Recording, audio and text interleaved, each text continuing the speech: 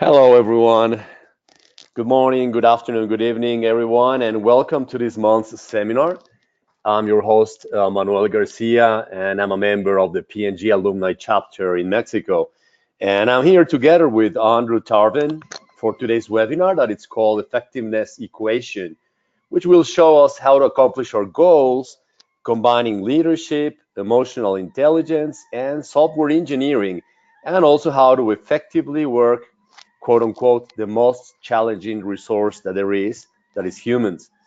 So there will be time for questions at the end of the presentation. If you want to write your questions, there's a section on your panel, and you can do it at any time, and we will address those again at the end of the presentation. So let's start, and let's talk about a little bit about P&G Alumni and the webinar goals. And what we would like to accomplish is to provide content to our alums around the world. And for today's is to leave you having learned something new and hopefully feeling inspired, and especially at this time of the year, the start of the year. And our webinars are also recorded, so you can go back and review anything that you would like to listen again or share with your friends via the P&G Alumni Network YouTube channel. About who we are, we are a nonprofit organization founded by former P&G employees. And the idea is to share concepts, talents, and resources with each other, our communities, and also philanthropy efforts. We have more than 35,000 registered members in 45 chapters worldwide, and the P&G Alumni Network is officially recognized and supported by P&G. We connect via our global conferences, via our local chapters, industry events, and online content. And our nonprofit foundation supports economic empowerment initiatives in communities around the world. And talking about our next conference, our next global conference, it's going to be this year in October 24th to 26th. And the location is going to be in beautiful Madrid, Spain. And here you can see the most important landmark of Madrid and probably all of Europe, which is the Santiago Bernabeu Stadium, home of the best football team in the world, the Real Madrid. So if you go to the global conference, please feel free to skip a couple of conferences and visit the stadium and its museum, which is amazing. The last conference was held in Cincinnati in October of 2017, and it was a huge success. It was attended by alums from all over the world, and with inspiring and thought-provoking speakers and breakout sessions and workshops.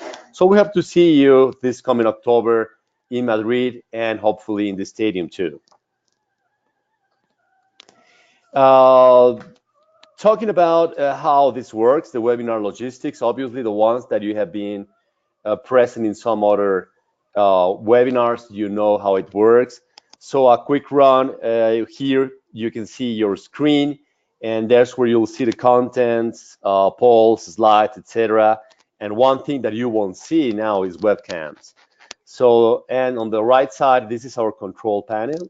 You will notice that your line is muted, so we don't hear dogs barking or kids crying or something else. So a note, if there are videos in the webinar, the announcer will tell you that, and you can have your volume on. If you're joining via phone, you will not be able to hear the videos when they play. And I think this presentation do not have videos on it. Oh, okay, and again, we talk about the questions. If you do have a question, please feel free to write it down at any moment, and we will address those at the end of the presentation. And without further ado, I would like to introduce you to Andrew. Andrew Tarvin is the world's first humor engineer, teaching people how to get better results while having more fun. He has worked with thousands of people and more than 250 organizations, including P&G, General Electric, and Microsoft. Prior to starting his company, Humor That Works, Andrew was an IT project manager for P&G and the self-proclaimed corporate humorist of the company. During his time at P&G, he worked for R&D and engineering in Cincinnati and for P&G Prestige in New York City, and wrote a terrible rap jingle for Pringles. He's a best-selling author, has been featured in Wall Street Journal, Forbes, and TEDx, and has delivered programs in 50 states, 20 countries, and 4 continents. The most important thing is he loves the color orange and he's obsessed with chocolate. So without further ado, let me pass the baton to our presenter, Andrew Tarvin. Excellent. Thank you very much. Yeah, thank you for the introduction as we start to as we do the shift over here for the presentation mode. I'll give a little bit of background. First of all, welcome to everyone. Good morning, good evening, good everything kind of in between. To give a little bit of background about me, probably the most important thing to know about me is that I am a nerd. And if you are wondering what type of nerd, the answer is yes. You know, all of them, I think: computer, math, sci-fi, Dungeons and Dragons, Star Wars, Star Trek, Starbucks, all of them. And yeah, most specifically though, as a nerd, I am an engineer. I have a background in computer science and engineering, and as an engineer, I've always been obsessed with efficiency ever since I can remember, or really since before I can remember, because I was born 3 weeks early. So apparently even in the womb, I was like, I don't need a full 9 months. I'm ready to go right now. Let's do this, Mom. In school, I decided that smart for me was getting a 93% in all of my classes, because a 93% was the lowest grade you could get and still get an A. It got to the point that if I got a 94, 95, or worst case scenario, a 100%, I was upset. Because it meant that I did more work than I had to do, right? Obsessed with efficiency. So once I graduated from school, I went to The Ohio State University and got a degree in computer science and engineering. And it was at Ohio State that I actually got 3 educations. One was in computer science, but the second was as a resident advisor. And if you're not familiar with the role of a resident advisor, they're basically, you know, babysitters for undergraduate students at the university. They're responsible for making sure that the student does too much damage to either themselves or their GPA. While I was at our while I was there as an RA, I had a couple of educational experiences, and luckily for me at Ohio State, I was paired with another RA. Her name was Amy, and Amy and I worked really well together because if I was really good with things like the paperwork, Amy was really good with the people, right? The humans. And we worked well together in that capacity. And I remember going into winter quarter, Amy was like, you know what, I want to do a program for our residents. I want us to do a floor dinner. And I was like, sweet. Right? It'll be an easy program. We'll take all of our residents down to the cafeteria. We'll use our meal plan. It'll be the easiest program ever. And Amy was like, no, I want to cook for our residents. I was like, that seems a lot less efficient, but okay, you're in charge. So we decided to cook the one thing that you cook for a lot of people, and that was spaghetti. And I should tell you that I'm not a cook. Even to this day, about the most advanced thing that I can cook is Pop-Tarts. And that's not even putting them in a toaster, that's just eating them raw, right? I'm not a very good cook. And I was like, all right, but I'm going to watch Amy. I'm going to see what she does and then try to repeat what she does. So I watched Amy. She took out a big pot. She filled it with water. She put it on the stove. She turned the burner on. She let the water boil, and then she put the spaghetti in. And it's like, that seems pretty easy. I can do that. In fact, I can do that more efficiently. So I took out a big pot, I filled it with water, put it on the stove, immediately put the spaghetti in, then turned the burner on to let the water boil. And that is wrong. I don't know why it's wrong, but all I know is that you're not supposed to put spaghetti into the water before it's boiling. Because Amy flipped out. She's like, no, what are you doing? You have to let the water boil before you can put the spaghetti in.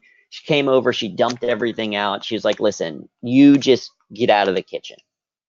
And so I left, and Amy cooked everything for our residents. She cooked the spaghetti, she made the salad, she cooked the breadsticks.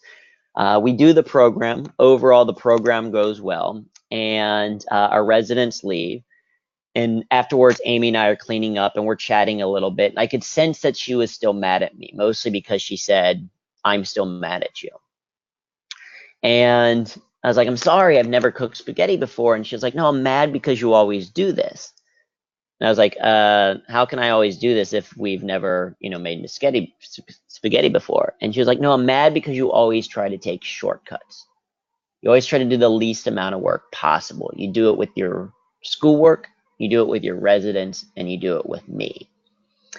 And I realized Amy was right. That was the first time that I ever recognized that there's a difference between being efficient and being effective.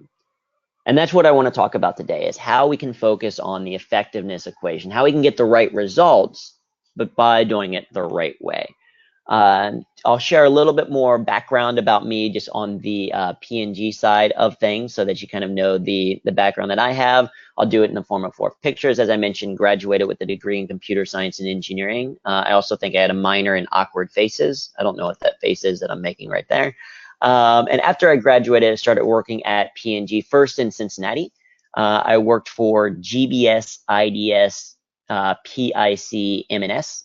So that's the product and innovation capability within modeling and simulation out at Beckett Ridge in Westchester. Still making awkward faces there in the middle of that photo. That's where I learned about the love of acronyms that P&G had. I remember finding out that depending on where you were in P&G, there was 4 different meanings for the acronym BIS. So it had 4 different meanings, and it's like, I think at this point we should probably drop that middle letter and just call it what it really is. But you had to learn the acronyms at P&G. After that, I moved to New York City, where I worked with P&G Prestige, and I worked in the customer or consumer solutions space, as well as a business analytics person. There, I got a little bit cooler, still making awkward faces and having a lot of fun. And then the final thing that I did my entire time while I was there was I was the self-proclaimed corporate humorist of P&G. So I blogged internally about it. I led programs. I talked about the value of humor in the workplace. I led improv workshops at different places, and talked about different programs and things like that. And also wrote a poem about the $1 billion brand, and wrote an article called the 5F model of unleadership. So many of you may remember the 5E model of leadership that we had at P&G. I talked about the 5F model of unleadership, which was the things that we did as leaders that accidentally demotivated the people around us. And that actually is a big part of one of the programs that I do today on leadership, because I have since left P&G. I started my own company called Humor That Works, and now I work with organizations on how to be more effective using things like humor and improv in their business and in their everyday work. And so that has directly translated into the work that I do now. And as Manuel mentioned, a couple of things, we've worked with more than 250 organizations all around the world on how to be more effective, including going back and working with P&G, working with organizations like Microsoft and the FBI, and really kind of focus on this idea of effectiveness, because as an engineer, that's what I care about most, and that's what we're going to talk about today. So I think it's important to talk a little bit about the difference between efficiency and effectiveness, right? Because I think so much in today's society, we have this short-term focus on how do we be as efficient as possible. And we really have to think about our long-term effectiveness if we want to get better results, because there is a difference. Because efficiency is really about completing a task. How do I do a task as fast as possible? Whereas effectiveness is really more about accomplishing a goal. How do we actually achieve these longer term or these bigger vision ideas that we want to do? And obviously the ideal is both. We would love for things to be both efficient and effective, right? And there are some things that are efficient and effective, right? This sign is efficient and effective. If you hit this sign, you will hit that bridge. Simple, easy, efficient, and effective. Walking up an escalator, I think, is efficient and effective. My favorite form of dessert, milkshakes, are efficient and effective. They're deliciousness of ice cream, but in easy to consume form, right? They're both. There are also things that are neither efficient nor effective, right? They're both inefficient and ineffective. This is things like sometimes like the TSA at the airport. You can feel like it's inefficient and ineffective. Phone trees, right? When you have to call in and you have to do the voice automated thing and it's press 1 for this, press 2 for that. And it takes, 8 hours just to get to an actual human. Phone trees feel inefficient, feel ineffective. In the US, in the English language, I feel like the letter Q is inefficient and ineffective. I feel like we don't need it. We can drop it and just get to a nice 25-letter alphabet, I think. Right? So there's things that are inefficient, ineffective. And the things to really pay attention to are the things that are efficient, but not necessarily effective, right? Like never learning someone's name would be efficient, right? You can just say, hey, you to someone, but it's long-term more effective to actually get to know that person a little bit.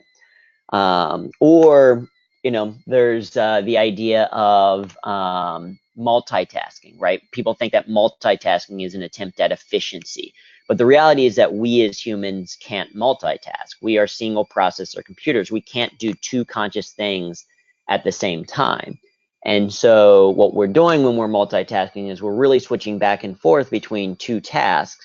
And every time we switch, there's an opportunity cost. In fact, in some studies, they suggest that a multitasking lowers your IQ as much as being drunk or being high does, right? It's an actual impairment to your cognitive abilities. So it's an attempt at efficiency, but not necessarily effective for the things that we want to achieve. I think one of the biggest ones for me as a project manager when I was at P&G was I wanted to send emails that were like, do this thing. Right, I just want to send it to a resource that we had that just said, do this thing. But you can't send an email like that. It's efficient, but it's not effective. Instead, you have to send an email that's like, hey, so-and-so, I hope you had a great weekend. Anyway, I was hoping you could do this thing by this date for this reason. I'll see you at the happy hour later. Cheers, best regards, sincerely yours truly, XOXO Drew. Right? You had to add all these additional characters, even though it's not as efficient, because we want to be long-term effective. Because sending an email that's like, do this thing, is programming. That's what we do in computer programming. That's us sending a command to a computer to say, you have to do this. But the reality is that humans aren't computers, no matter how adorable they are when they pretend to be. Right? And if something goes wrong with the computer, we get an error message. And we can figure that out. That's actually helpful. If something goes wrong with the human, we get feelings, we get emotions. And those are a lot harder to Google, right? You can't Google and be like, hey, Google, why is this person crying? Google doesn't know. And I will admit that things would be a lot easier if humans came with error messages, wouldn't they, right? Wouldn't things just be so much easier if humans came with error messages? Like say you're overworked, you're getting overwhelmed, and a message just pops up and it says, warning, system overload. Please restart by taking a nap. Or say, some error messages you wouldn't even have to change. Like say you are out flirting with a waitress and she's not really feeling it, it might pop up error, unable to establish connection to server, right? Things would be so much easier if humans came with error messages. Because emotions impact our ability to do work. And so if we think about the effectiveness equation, the high-level effectiveness equation, we can think of efficiency as two things. It's expertise and execution, right? It's having the knowledge and skill set to know how to do something and do it well, and then actually doing it, the execution piece. So then when it comes to humans, these emotions that we have, they drive our effectiveness. Right? And so that means that the effectiveness equation is efficiency plus emotion. It is expertise plus execution and managing the emotion that goes with it. And I'll talk about a couple of examples for why that's the case. Because think about this. Maybe, have you ever had a 3-day weekend? And you start thinking about all the things that you want to get done over that 3-day weekend. You start thinking like, oh, I'm going to, mow the lawn. I'm going to clean out the garage. We're going to organize that one closet that we have. That's a complete mess that we never go in and talk about. and you think about all the things that you want to get done. It's a 3-day weekend. You have extra time. You don't have anywhere that you're going to go. You're excited for all that stuff. And it gets to Monday night. It gets to the end of that weekend. You have to go to work the next day. And you look back at your weekend and you realize that the only thing that you've completed is watching 3 seasons of Tiny Houses. Right? You've done none of the things that you wanted to do. Right? You recognize that it doesn't matter how much time you have to do something if you never have any energy to do anything with that time, right? So being effective isn't just about time management. That's more about efficiency. But effectiveness is also about energy management. It's about managing those emotions and that motivation and that happiness, right? Because when it comes to humans, emotion drives action, right? We act because of emotion. If you think from like an evolutionary perspective, emotions existed to get our attention. They existed to get our attention and demand a response, right? If we are upset, if we're angry about something, it's trying to give us some type of signal. So what that means is that emotions are humans' form of error messages, right? They're just not usually very specific, right? We might be stressed out and feel like this warning of catastrophic failure, right? And these emotions can be hard to manage, particularly me as an engineer, because I don't really understand emotion, or that's the stereotype. In fact, I remember the first time someone in a romantic relationship said to me, "I love you," I didn't know how to respond. My response was, "Thank you." And for those of you out there that are maybe still new to that, I don't know, thank you is the wrong response. If someone says thank you, or if someone says I love you, thank you is not the right way to respond. Instead, the right way to respond is, I think most people are just looking for an I love you too, right? Simple. My second relationship, I thought I had figured it out. My second romantic relationship, when someone told me, when my girlfriend that I was dating at the time told me I love you, my response was I love you as well. I thought I nailed it, so I was like, high five, right? And then she was like, how much? And I was like, what? So I didn't know there could be follow-up questions to that phrase. But she was like, so I was like, I love you very much. And she was like, no, how much do you love me?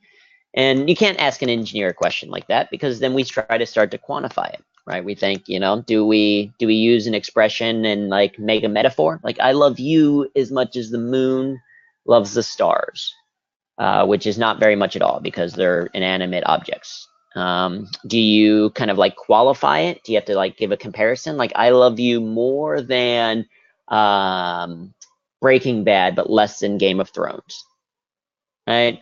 Or, I settled on a number. I was like, I love you 8 much. I don't know what the scale is too, but I love you 8 much. That sounds about right. Right? So these emotions are hard for us to quantify sometimes, but they're incredibly important for us to understand.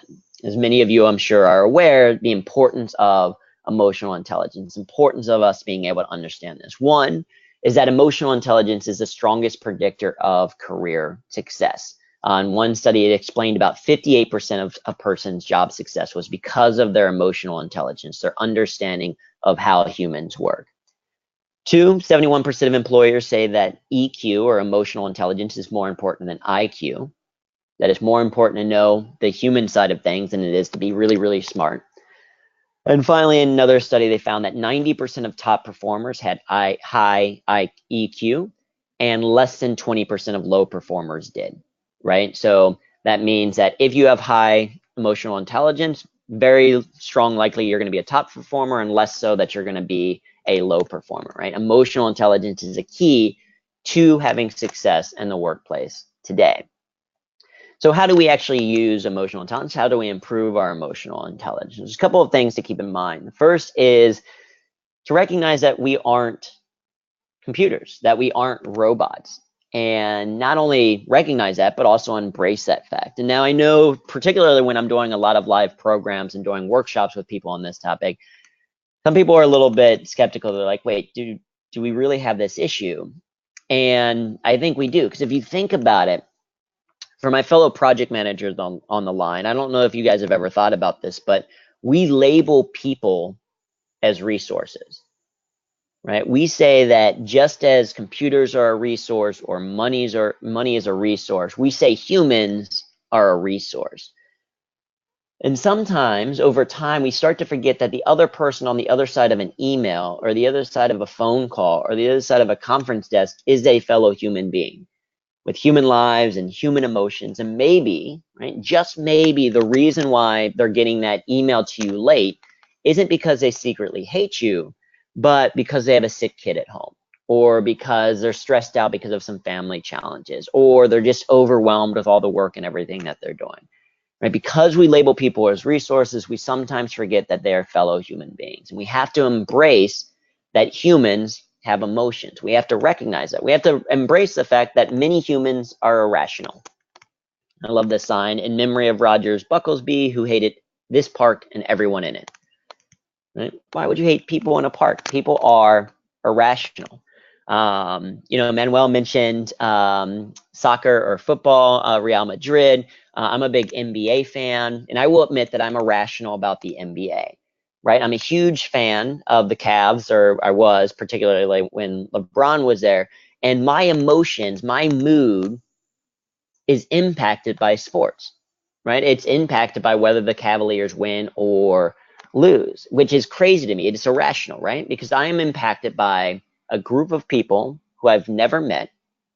They're playing a sport that I never played in a city that I'd never lived in, and with a group of people that I'm never going to see, for an amount of money that I'm never going to see, right? I am emotionally impacted by sports, and I recognize that it is irrational, right? But we are driven by emotion. We have to understand that humans, in many ways, are irrational. Also, that humans are lazy, right? We are lazy. That's why we seek efficiency. Efficiency is just lazy productivity, right? We're so driven by convenience in today's age. Think about some of the decisions that you make out of convenience, both today or tomorrow, or what you made yesterday or this past weekend or the last week. Think about where you eat, right? This is why fast food is so big, is because it's easy, it's convenient to go through. Think about where you shop, right? Amazon is making things easier and easier with Prime delivery and everything, so it makes it easier to do. I did almost all of my Christmas shopping, holiday shopping this year through Amazon, because I could order it and it would show up the next day, 2 days later. Or think about even the job that you're in. It's possible some of you are in roles because it was the job that presented itself. It was the convenient one to take. It was the one that quote unquote landed into your lap.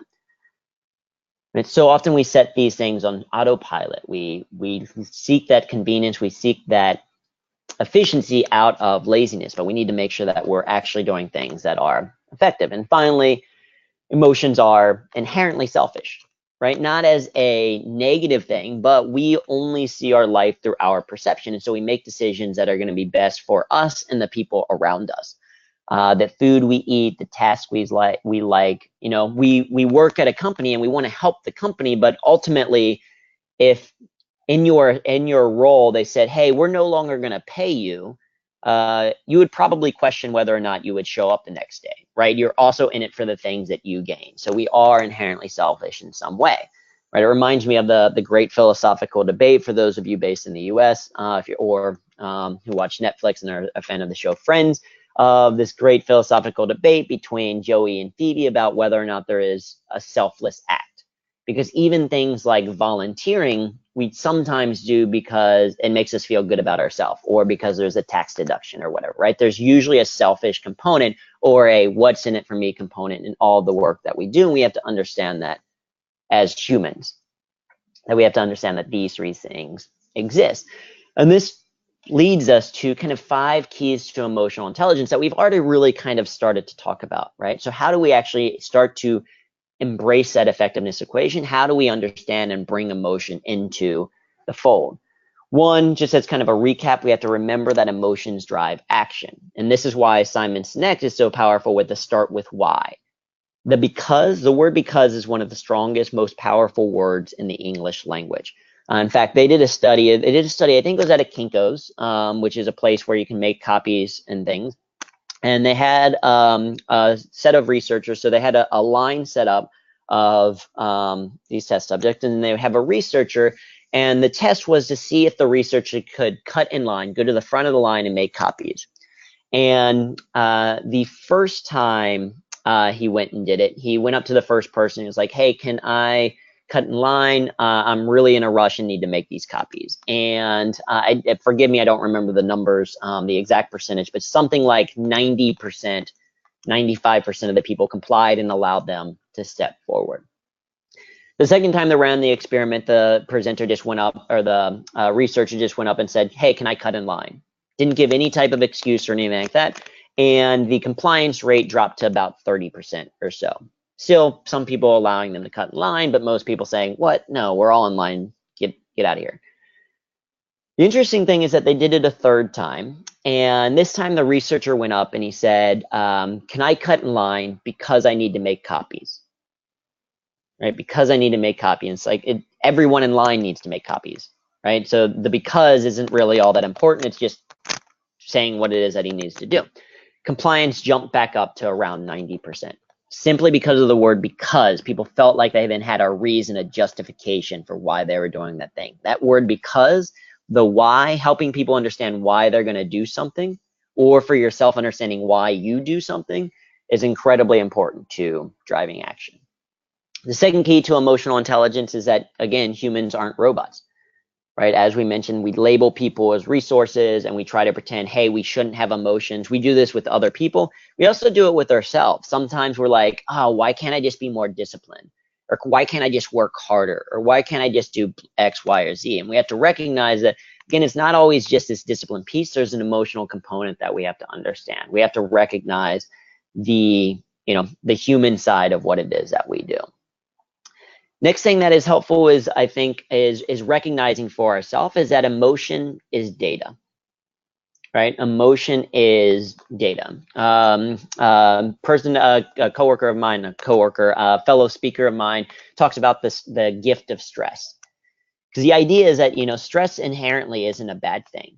Stress is how we grow, right? We have to stress ourselves. It's how we grow muscle, right? We stress ourselves with muscles, with working out, and then that's how we get stronger. Same thing with kind of our capacity to do work, is we have to stress ourselves. The key is making sure that we relieve that stress, but also recognizing that stress is a cue, right? If we are stressed out about something, it means we want to change something. So that's simply data. And so when we feel and recognize negative emotions, we can say, okay, what is this trying to tell me? Why am I upset right now? Or why am I sad right now? Or why am I happy, right? It's data of some sort. And as we start to be more aware of our emotions and the triggers to our emotions, we can manage them a little bit better. So recognize that emotion is data. The other thing that's helpful is to proactively remember that not everyone is like you. Right? That people have different tastes. For example, there are people out there who love mint chocolate, right? Some of you on the line may love mint chocolate. I don't get it. I don't understand mint chocolate, right? I've never been eating a dessert and thought, hey, you know what would go great with this? Toothpaste, right? I've never thought that about mint chocolate, never really enjoyed it, but there are people who love it. Not everyone is the same. And this is where things like trying to be efficient really comes into play, because most people know the golden rule. I'm sure many of you know the golden rule, which is to treat people how you want to be treated, right? Do unto others as you would have done as you would do unto them, right? So treat people the way that you want to be treated. That's the golden rule. More impactful, more effective is the platinum rule. The platinum rule is to treat other people the way that they want to be treated. And the way that I think about this is, as mentioned, I love chocolate. I also love milkshakes because, again, they're the most efficient form of dessert. And so if I do something good for you and you want to reward me, my thought is take me out for a milkshake, right? That's a great reward. I love it.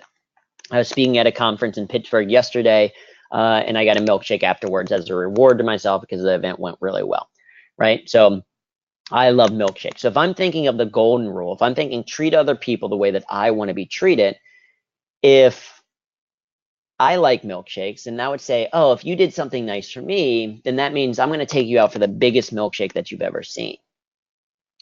If you're lactose intolerant, if you can't digest a milkshake, if it makes you sick, if it makes your stomach upset, that's not a very good reward.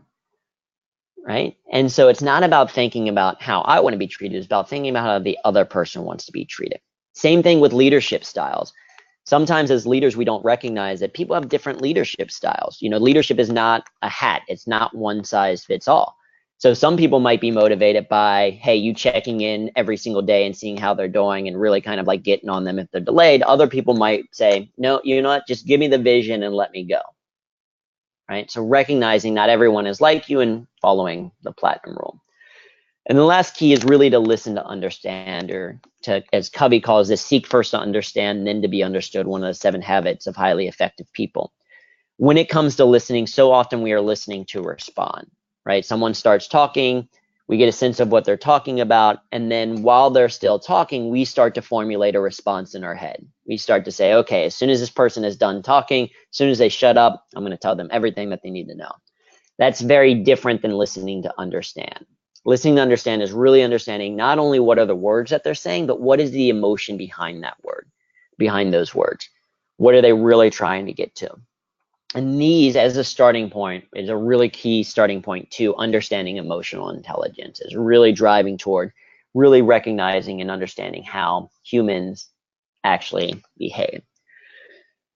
So as we start to wrap up, the next area is questions. So I'd love to answer kind of what questions are on people's minds as they start to think about this effectiveness equation. Again, as a recap, there's a difference between efficiency and effectiveness, and that the real key to effectiveness is around doing the right things, right? So I think Drucker kind of gave a definition. Peter Drucker talked about, efficiency is doing things right, doing things as quickly as possible. Effectiveness is doing the right things.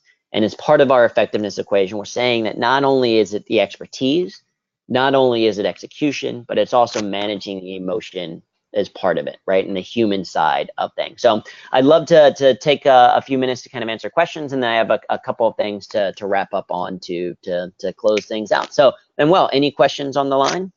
Yeah, there are a couple of questions. The first one is more logistical, and Mm-hmm. the second one is from Jenny Cabre, Mm-hmm. and it says, "What were the 5 Fs then?"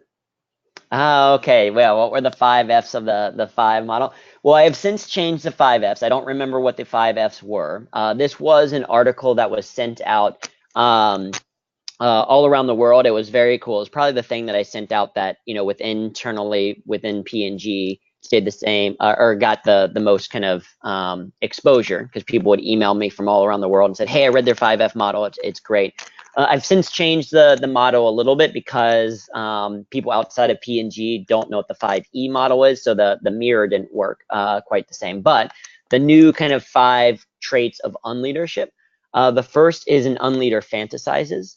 So that means that they have big picture ideas, but they never actually do anything with those ideas.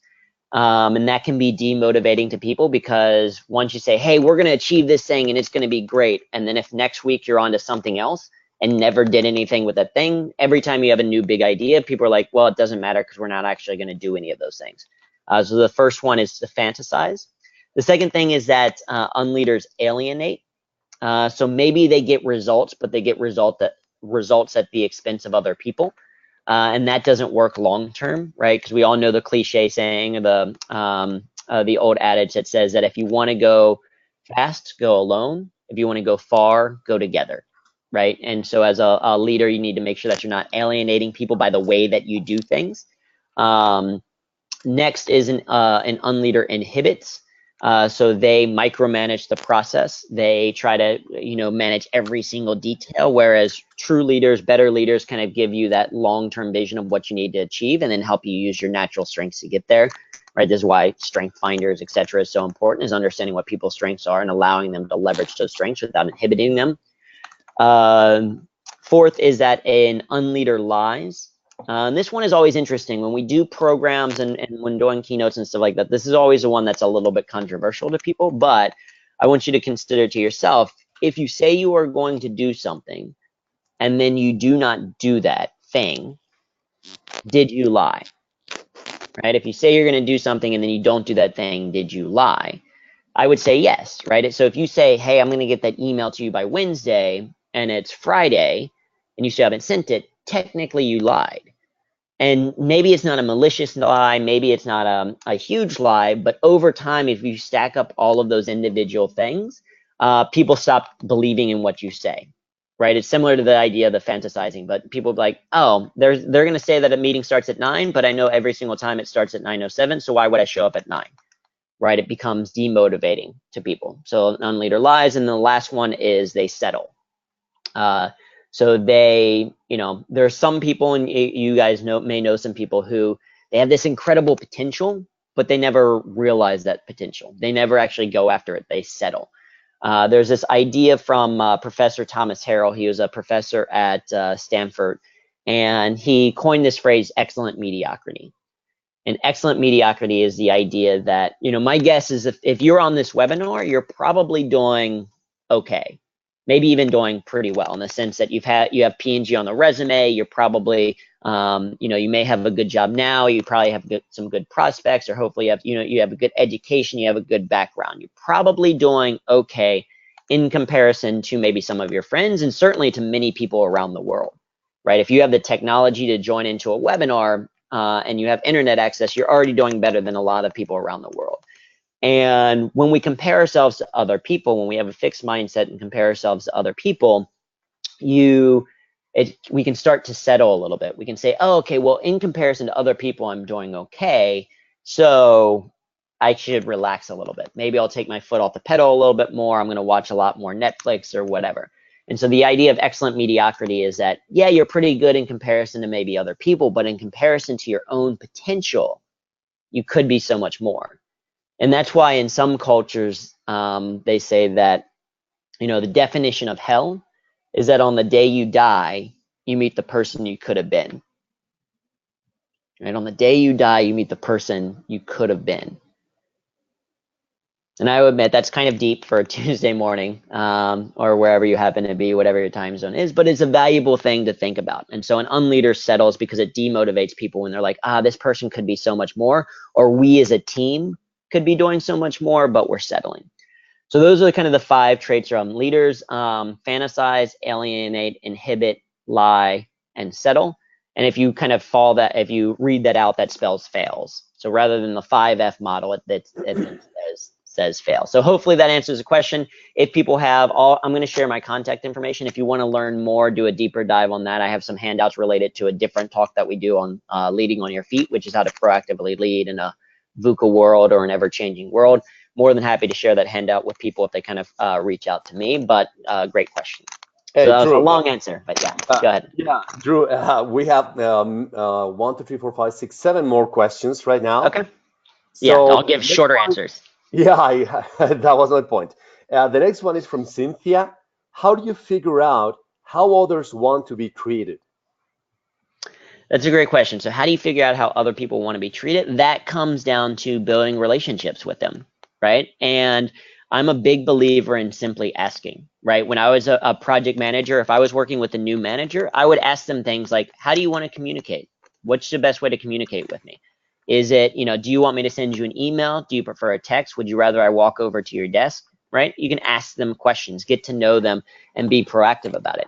And for yourself, you can you train people how to interact with you. If you send an email at 3 o'clock in the morning, that starts to tell them the behavior that you respond to email at 3 o'clock in the morning. So that might change their behavior. One of the things that I did at P&G was I hated audits. I hated our voicemail system. And so my outgoing voicemail message when people called was, hey, you've reached Andrew Tarvin. I'm not at my desk. I will tell you that I do not like voicemail, and I don't check it very often. In fact, I probably have already forgotten my passcode, and it may be months before I get this. So if you really want to reach me, you can reach my email at tarvin.a@pg.com, or you can give me a call here on my cell phone at this if it is an urgent message, right? I was training people how to interact with me. So I'd say, 1, we can be proactive about telling other people how, our own behavior, and then really seeking it with our team. Ask them, how do you want to be treated? Do strength finders, do personality assessments. With our teams, I used to do which Disney princess are you? Because it was a little bit more fun way to understand, different people's personalities, but make it a point to learn about someone. Perfect. Next question comes from Francine. What do you do when you have a fellow employee who doesn't show emotions to get them to do their work? Yeah, so that's a great question. This tends to be sometimes a challenge with people that work in IT and engineers because we don't tend to express emotion. The stereotype is that we don't have them. The truth is that everyone has emotions, and just because they don't express them, a lot of times it's because people feel like they have to put on their work face. They have to feel like, oh, I have to be a robot shell of a human in the workplace, and then at home they go and have fun and everything. Um, One of the things that we talk a lot about with our program, Humor That Works with the company, is the training side is around humor and understanding people's sense of humor. And again, that can go into a conversation about having, a discussion with them. What are you motivated by, or what do you enjoy most? Sometimes it's just trying different things. Seeing what do they respond to. If you're in a one-on-one with them, do they respond to humor well, or do they respond to um, quicker messages? Find out what they're, try different tactics to see what actually influences them. Are they influenced by gamification? Do they like the idea of competition? And so when you have a leaderboard or when you're checking in with them, right? There's different strategies you can try, and I would say just try different ones and try to have a conversation with them. The other thing that I would say is forced fun, mandatory fun exercises tend to be detrimental. And so there are going to be some people in the workplace that just say, hey, this is just my job. I just want to show up. I want to work my exact 8-hour day, and then I want to go home, and I don't want to go to a happy hour or see anyone else later. You can't really control other people. And so, you can try, I would say, try different things and see what motivates them. They might just be a person that say, hey, they want to be more left alone. That's okay. You're not going to change their behavior. And that may ultimately come down the road, may come down to a cultural fit thing, right? If you're trying to build out an entire team that is, we want super camaraderie and we want people laughing and joking all the time, that may mean long term that that person doesn't fit that particular culture, because they have different styles. And so I wouldn't say you need to force people to be bubbly and happy. They have different styles of work, but again, kind of going to get to know them a little bit better. That's, kind of understanding that platinum role helps. Perfect. Next question, and I hope I pronounce it correctly, from Hina. How can someone develop emotional intelligence? Yeah, so great question. Particularly as an engineer, I had to be a lot more conscious about this. One, I think you can start with these kind of 5 keys that we talked about. Is recognition is good, thinking about emotion driving action, and really starting with self-reflection. So a lot of emotional intelligence is about other people's emotions, but it is also about your own. And start to understand, okay, what are my triggers?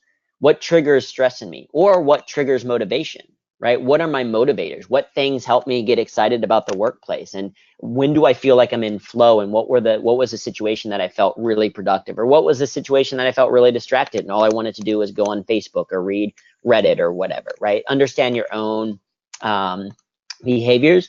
I think really focusing on the platinum rule, right? This is where empathy comes into to play. It's not just saying, hey, I understand that you might be feeling a certain way, but I can feel that as well. I understand how that feels. And really being kind of putting it on the other person. How can I best lead other people through that platinum role? How can I get to know them better?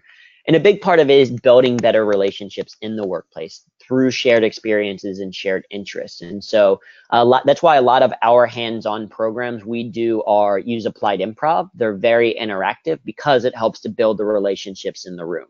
Not only do you practice the skills that we're talking about, so like listening to understand, we have an exercise for listening.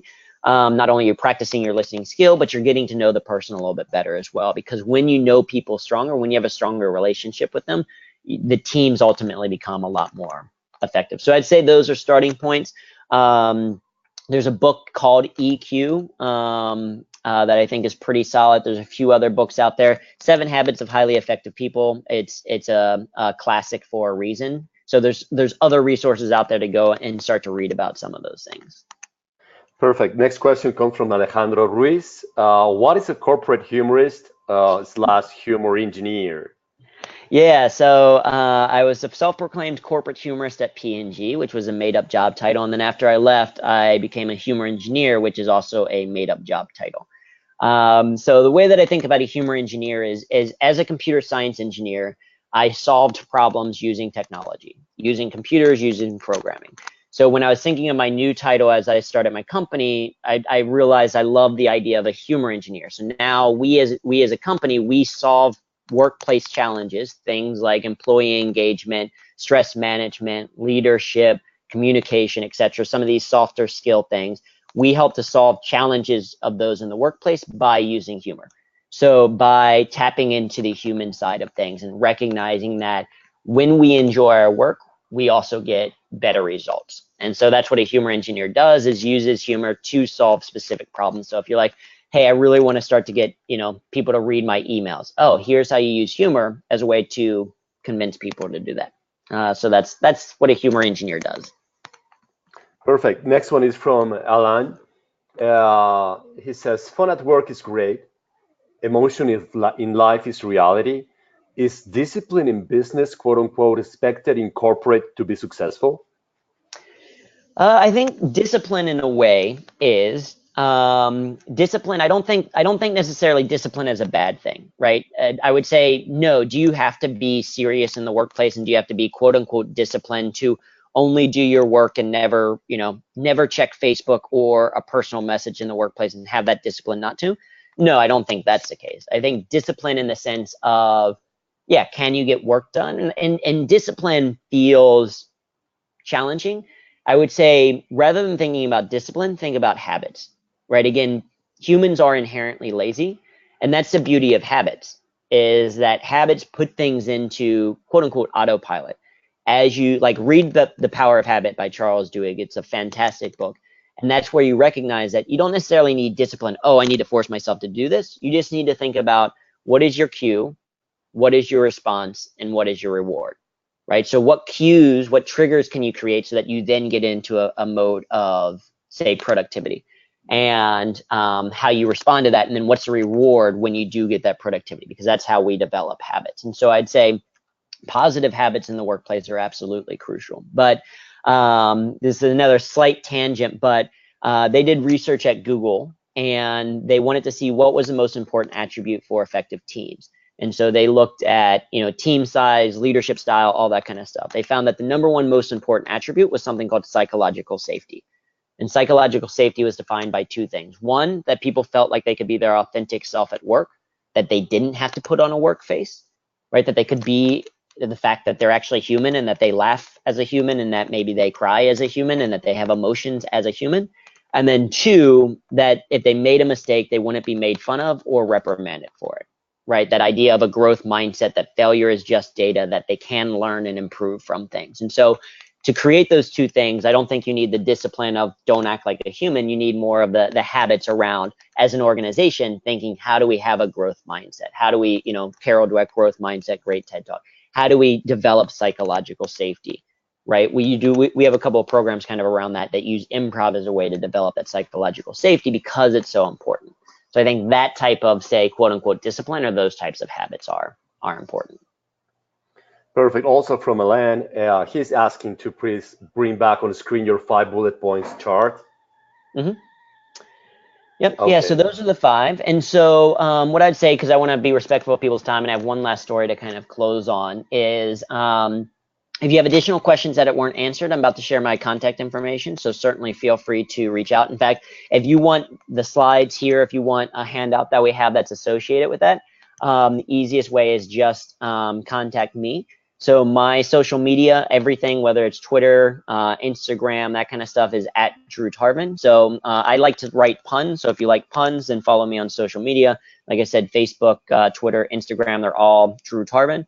My website is drewtarvin.com. That's where you can find out a little bit more about the programs that we do. If you have an event and you want a speaker, or some of the workshops we do, also workshops with smaller teams, you can find out more at drewtarvin.com, as well as humorthatworks.com. That's more on the humor side of things.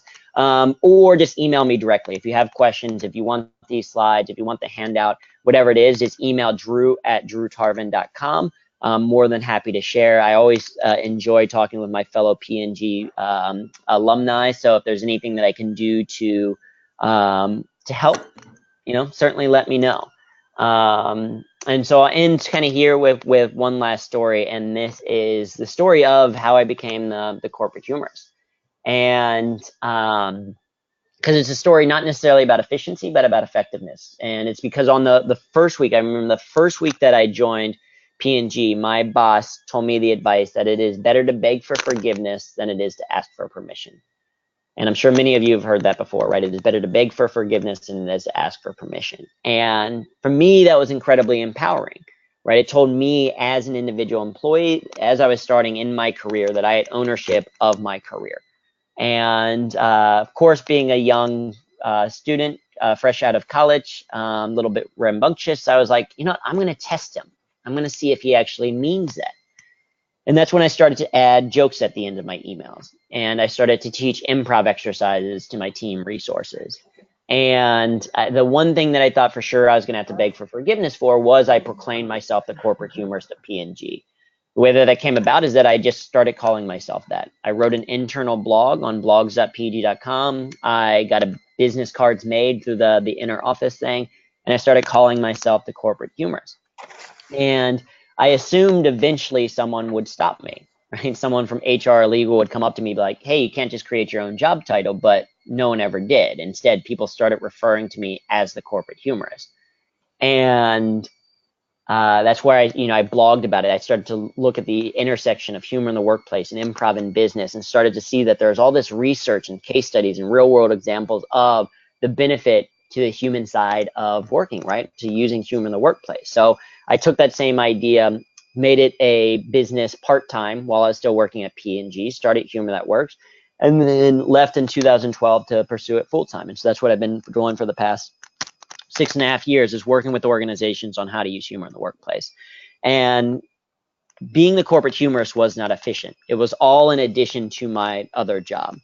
But it was definitely effective because it gave me a brand within P&G. It gave me a brand among 100,000 other people. People knew who I was. I'd go to an event and people would be like, Andrew Tart, wait, you're that corporate humor guy, right? Sometimes things like using humor in the workplace doesn't feel efficient, but it is long-term effective. And ultimately, it really comes down to defining what you want to do, right? You choose every single day how you're going to do your work. So I'd encourage you to choose to bring the human side to work. Choose to use that emotional intelligence and understand the human side of things, so you will be more effective. Choose to be more productive, less stressed, and happier. Choose to get better results and have more fun. Choose things like Humor That Works. Thank you guys so much for having me. Like I said, reach out at drewtarvin.com or anywhere else on social media if there's any way that I can help. I'll close it there and give it back to you, Manuel. Okay, perfect. Yeah, there were 4 more questions there. So if you guys knock down Margaret, Natalie, Heather, etc., etc. Okay, there's someone here that is said, Heather, that you got a milkshake. So congratulations, Andrew. Oh, thank you. I've won a milkshake. Yes, that's the way. Yes, perfect. So please, guys, if you would like to send your questions directly to Andrew, we'd really appreciate it.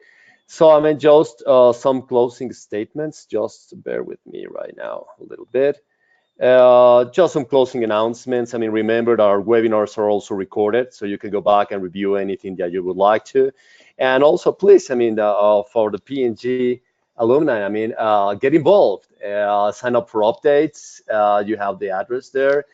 Support our foundations, partner with those. And if you have any questions, or comments, please just send those to hello@pngalums.com. And finally, our next webinar is on February the 5th. And it says the recipe for creating a winning Super Bowl ad by Pete Carver. If you believe that, okay, attend it. But well, anyway, just thank you very much to everyone. And I think that the message that I got from Andrew and what was more interesting for me was to grow your whole potential. So let's do that in 2019. So if we go to hell, we can find someone that is very resemblance to what we are right now. So thank you very much, guys, and hope to see you soon. Have a great day, have a great week, and see you in February the 5th. Thank you.